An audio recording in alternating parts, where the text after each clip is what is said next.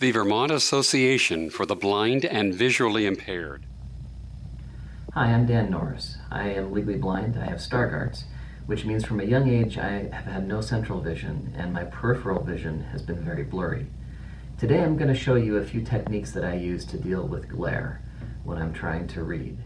So here we have a reading card, which is a little bit large print, but even for me can be challenging if I don't have the light conditions with glare. White reflects light, which causes print to seem smaller because black will contract and white will expand on the light spectrum.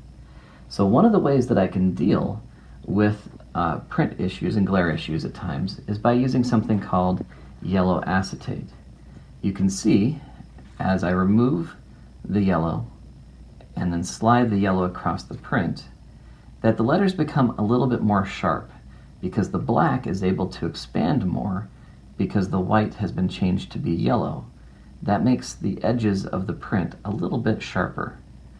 I can then use something like a clipboard to hold what I want to read in place, which frees me up to be able to position it where I need it to be to read it clearly. Now here we have another tool, which is called a reading stand, and they come in lots of different shapes and sizes. This one happens to be from the American Printing House for the Blind. And the nice thing about this particular reading stand is that it has a positional tray on the bottom to place your materials where you need them to be.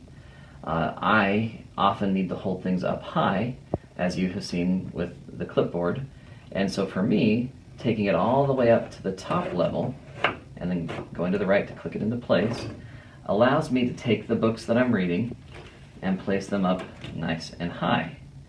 If I need to, these binder clips are able to hold the page in place. In this case, I don't need to hold it in place because of the spiral binding. But I'm able to lean in nice and close and have a better position of my back to be able to read, which will help me to read longer with less visual fatigue. If I need a little added enhancement to it, I can use the yellow acetate paper, and you can see here how the glare on the right side has been reduced by the use of the yellow acetate compared to the left side that still has the reflection of white coming off the paper and causing the print to seem smaller in size. Now, just so you know, there are many different kinds of acetate out there that you can use. They come in lots of different colors, and they can, for some people, the different color makes a huge difference for them.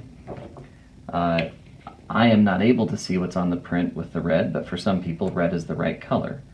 And in this case, this blue color also helps to cut the glare. You can buy acetate at Staples and in art supply stores at a very low cost. And that's how I do it. If you or a loved one needs assistance coping with vision loss, contact the Vermont Association for the Blind and Visually Impaired at 802-863-1358. Or to learn more, go to our website, www.vabvi.org.